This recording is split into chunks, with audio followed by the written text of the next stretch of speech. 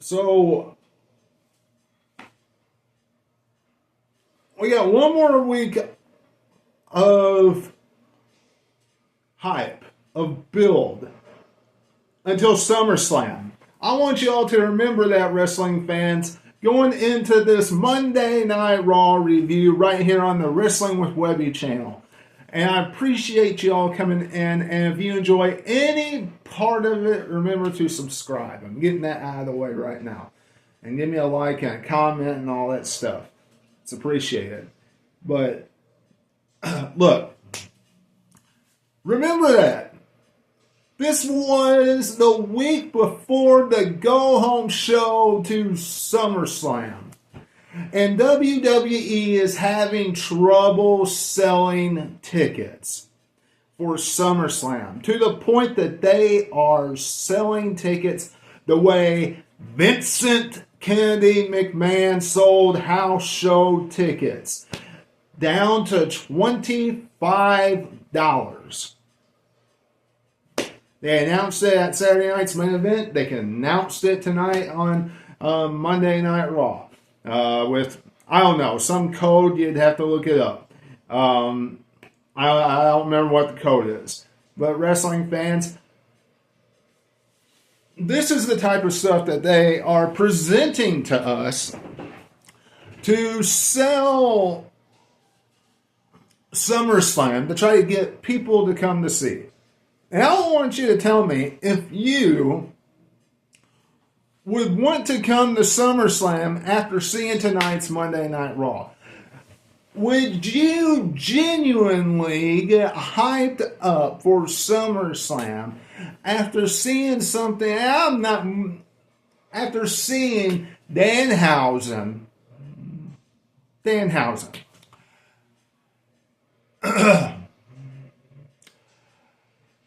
Trying to curse the Judgment Day for what, the 6th, 7th, 8th, 9th, 10th time. It's probably double digits now. They're working on it. And Joe Henry beat Dominic Mysterio. In which they have now made a match where Dominic Mysterio is going to face Danhausen at SummerSlam. Is Dominic Mysterio versus Danhausen a match that you would pay money for? Just think Dominic Mysterio versus Danhausen at SummerSlam. Does that strike wow?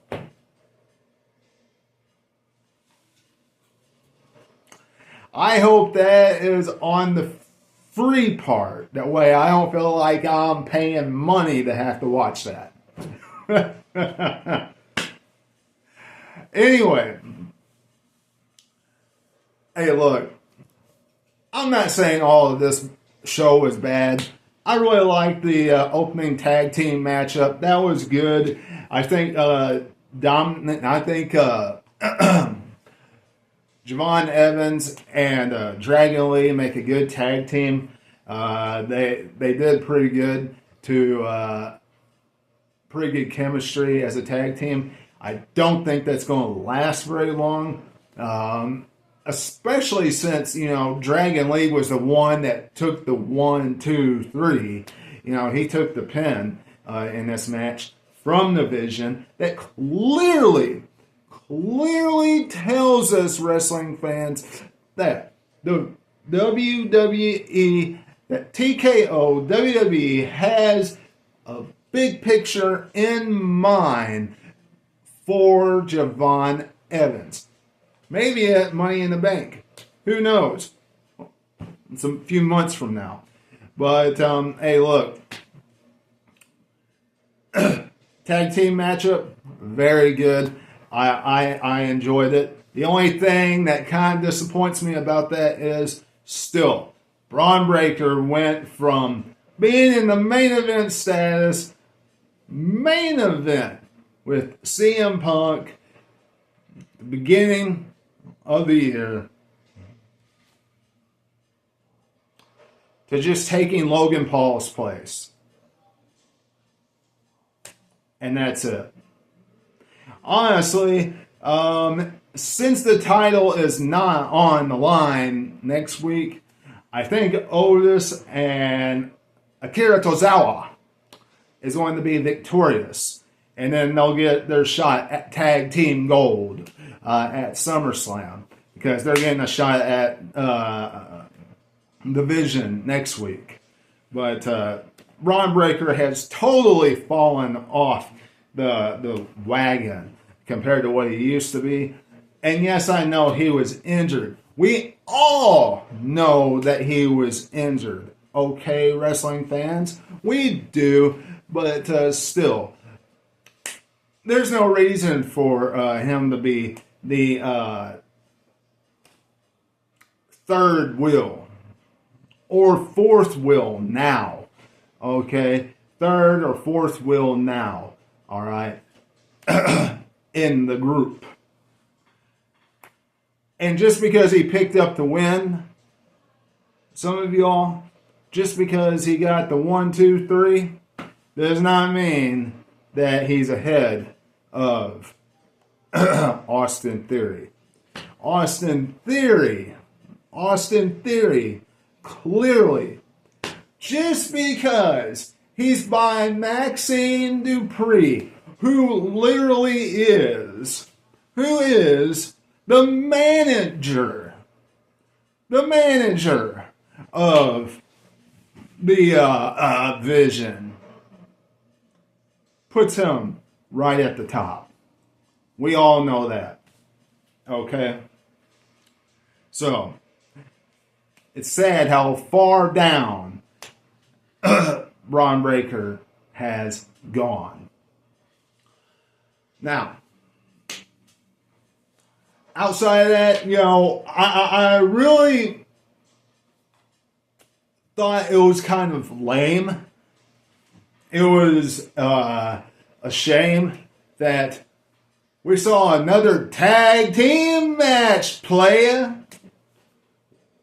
We had Theodore Long as a general manager tonight because Ethan Page and Rusev teamed up and they faced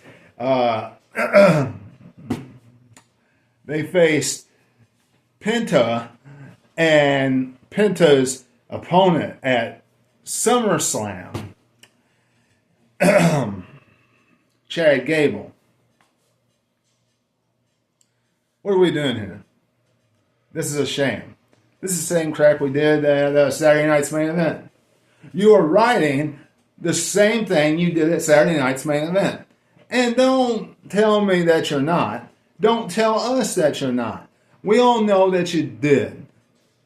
Can Chad Gable and Penta work together 2 weeks before SummerSlam? That's it. That's it. That's all you're doing here. That's all you did.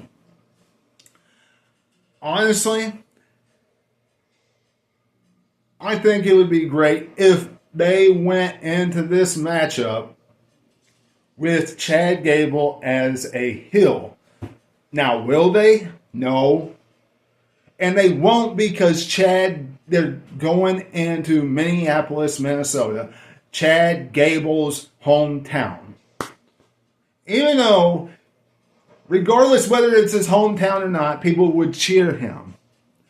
And I hope he walks out of Minneapolis, Minnesota. He walks out of SummerSlam as the new Intercontinental Champion. But you'll get my preview of SummerSlam next week. Next Monday, you will, after Raw. Anyway, wrestling fans, outside of that, there was more bloodline drama. The end of the main event. What can you say about it? I mean, really. SOS. It was building to the 6-man tag team matchup. That was it. There wasn't anything else to it. I do know that it made it a little bit better. And I know some of you say, Jey Uso sucks. He's not a main event. And yeah, I know I said some stuff about Jey Uso as far as the King of the Ring tournament. I am want to say this though. When Jey Uso's around with this 6-man tag match and the tag team matches and the undercard and the mid card, I'm telling you, in most of the stuff that he's involved in, it does hype it up some. And this, it hyped it up some. And it helped out with the crowd. I want to say that too, because the crowd was dead with the stuff that was going on with Solo Sikoa and all that. And when the crowd is dead, it really brings down the show with a 6-man tag. And honestly, I don't see this 6-man tag team matchup at SummerSlam doing much at all. Okay? This isn't anything that we hadn't seen before, and it's exactly, and I'm not previewing the 6-man tag, but these guys being in a 6-man tag at SummerSlam is the same thing that happened at WrestleMania. It was there to put them on the card because they needed a spot to fill. That was it. Well, tonight when they were brawling and all that stuff, when Jay got there, it picked up the pace. And I enjoyed that at the end of Raw. But that's all they were doing was building to their 6-man tag team matchup. And the one thing that I wish would have happened, though, was the bloodline would have lost. Yeah, we always see Roman's bloodline on top every single week. Next week, Solo, LA Knight, and Royce Keys, maybe they come out with the W. Maybe they're standing tall at the go-home show. Because we all know that Jay, Jimmy, and Jacob Fatu are going to win at SummerSlam. So, y'all let me know what you're thinking about that in the comments below. Do you even care about that 6-man tag team matchup? I'm sure a lot of y'all don't even give 2 craps about it. So let me know what you're thinking about it in the comments below. If you care about it, if you don't, let me know. If you even cared about that last segment. And outside that, there wasn't too much more that happened on Raw night. Not at all. They're building up to SummerSlam. And they are building up to SummerSlam, and they have barely sold. They are not selling out SummerSlam. And when I look at what they did tonight, it really feels like they just threw their hands up in the air and said, there's not much more we can do except just drop tickets. Drop ticket prices. That's it. That's all that they're going to do. That's all that creative's going to do. They're not going to go outrageous. They're not going to put their full effort into it. Nothing. That's it. When you have Danhausen versus Dominic Mysterio for SummerSlam, when you have Braun Breaker as a third wheel of the Vision now, and yes, he is. He's the third wheel. When you have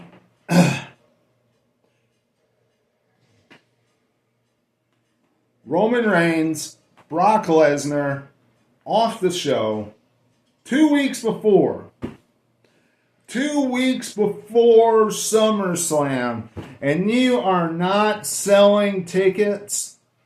You are barely selling tickets to what you call the second biggest show of the year, there is something wrong there. But hey, y'all let me know what you're thinking in the comments below. Remember to subscribe, like, comment. If you enjoyed any part of this review of Monday Night Raw, the preview of SummerSlam will come next week. Also, follow me on TikTok at BYBD45. That's at BYBD45. And of course, until I see you again, this is Webby. I'll catch all of you on the other side. Talk to you later.